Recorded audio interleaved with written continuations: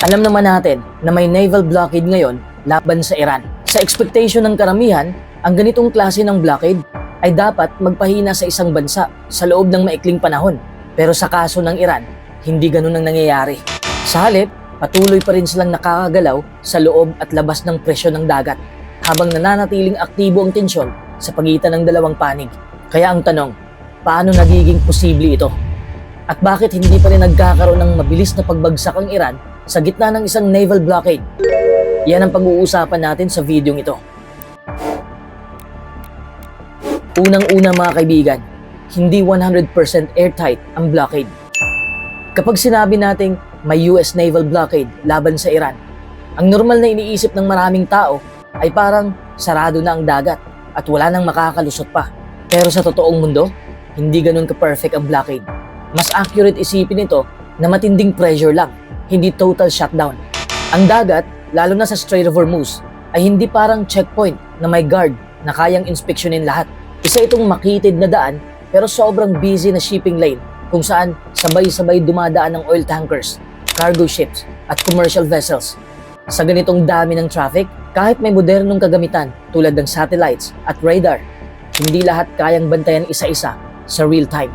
Minsan ang isang barko ay nagmumukhang ordinary ship lang sa gitna ng libu-libong dumadaan. Dito pumapasok ang tactics ng Iran at ilang shipping networks. May mga pagkakataon na pinapatay nila o pinipeke nila ang tracking system ng barko para hindi makita ang tunay na lokasyon nito. Sa system, nagiging parang wala o lost signal ang ship. Pero sa aktual, patuloy pa rin pala itong bumabiyahe. Dahil sa dami ng barko sa area, hindi agad ito nahuhuli. May isa pang simpleng paraan, paglilipat ng langis sa gitna ng dagat. Isang tanker, ililipat ang cargo sa ibang tanker.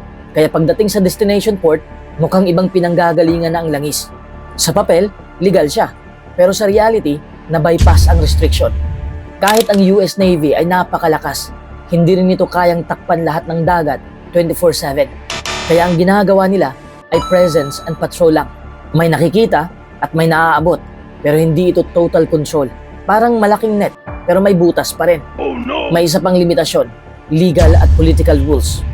Hindi pwedeng basta-bastang humarang o sumira ng barko nang walang malinaw na dahilan. Dahil kapag nagkamali, pwedeng lumaki ang gulo o magkaroon ng international incident. Kaya kahit may kapangyarihan, may restraint din. Pangalawang dahilan, sanay na ang Iran sa pressure.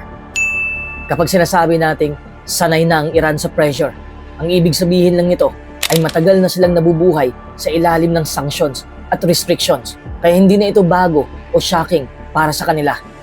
Mula pa noong 1979 revolution, sunod-sunod na ang sanctions ng US at iba pang Western countries targeted sa oil exports, banking system at international trade.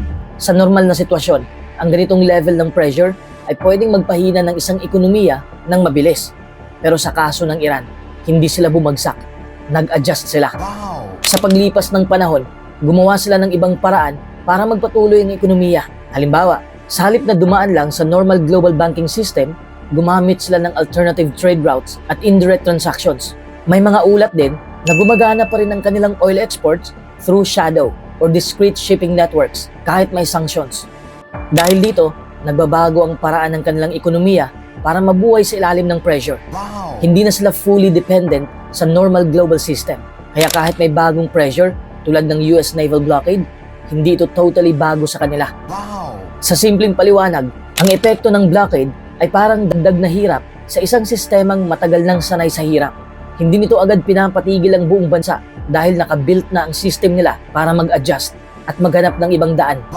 Kaya imbis na magulat ang Iran sa galaw ng US, ang nangyayari ngayon ay adjustment lang ulit sa isang long-term survival mode na matagal na nilang ginagawa. Ikatlo, may mga bansang patuloy pa rin bumibili ng langis. Isa sa mga pinaka-importanting dahilan kung bakit hindi tuluyang naipit ang Iran kahit may US naval blockade ay simple lang. Hindi sila totally cut off sa mga bumibili ng langis. Sa theory, kapag may blockade at sanctions, dapat huminto ang income ng Iran dahil oil exports ang pangunahing pinagkukunan nila ng pera. Di ba? Pero sa actual global system, hindi ganun ka-straightforward ang oil trade. Ang mundo ay sobrang dependent sa langis. Kaya kahit may political pressure, may mga bansa pa rin na bumibili kung may supply na available, lalo na kung mas mura. Dito pumapasok ang real-world logic ng energy market. Ang oil ay hindi lang political issue. It's also an economic necessity. Kapag may bansa na kailangan ng energy at may Iran na nag-o-offer ng discounted oil, may temptation na makipag-deal kahit complicated o sensitive politically. Kaya hindi ganap na nasasara ang market para sa Iran. May mga ulat sa Global Energy Tracking na nagpapakita na ang Iranian oil ay hindi palaging direktang binibenta under Iran's name. Madalas dumadaan ito sa indirect routes. Halimbawa, ship-to-ship transfers sa gitna ng dagat o kaya ibang flag ng barko ang ginagamit pagdating sa destination port. Sa ganitong paraan, nagiging mas mahirap i-trace ang eksaktong pinagmulan ng langis.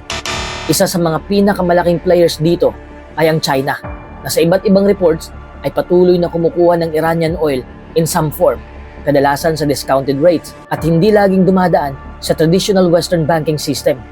Para sa China at iba pang buyers, advantage ito dahil mas mura ang supply. Para sa Iran naman, kahit may pressure, may pumapasok pa ring pera. Ang resulta nito ay parang gray area ng global trade. Hindi fully legal in Western view, pero hindi rin totally napuputol. At sa ganitong setup, kahit may US blockade sa dagat, hindi siya nagiging absolute shutdown ng economy ng Iran. Mas tama siyang tawaging partial disruption, hindi total isolation. Isipin mo na lang na parang gripo na bahagyang sinarado pero hindi completely. Humihina ang daloy ng tubig pero hindi siya tumitigil hanggat may kahit maliit na butas na dinadaanan ng trade at may mga willing buyers, may pumapasok pa ring income sa Iran. Kaya ang punto ay hindi enough ang blockade para tuluyang putulin ang oil revenue ng Iran. Dahil ang global oil market ay interconnected at may mga bansa pa ring willing makipag-trade kahit may political tension. Number 4, asymmetric warfare ang strategy ng Iran. Ang US Navy ay built for big wars. Pero ang Iran, alam nilang hindi sila mananalo sa ganong style ng laban.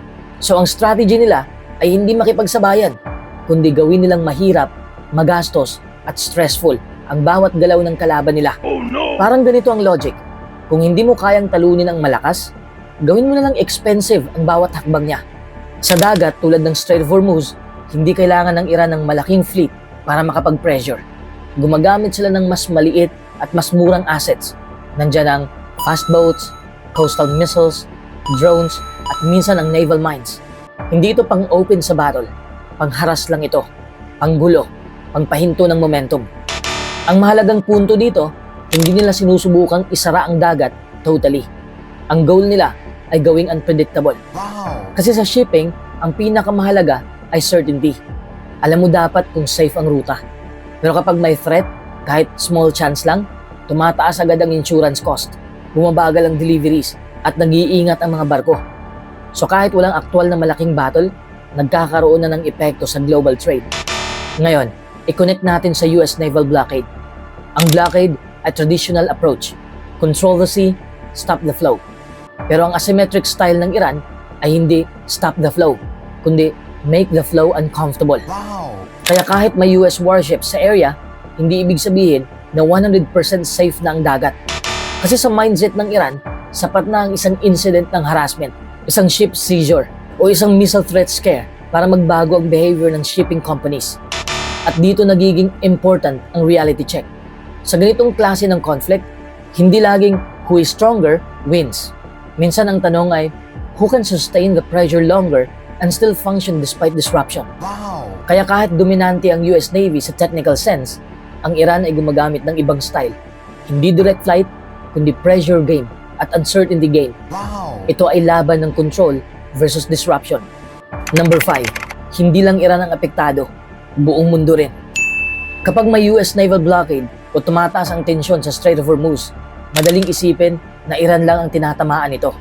Pero sa totoo lang, hindi lang ito usapan ng dalawang bansa. Buong mundo ang kasama sa epekto.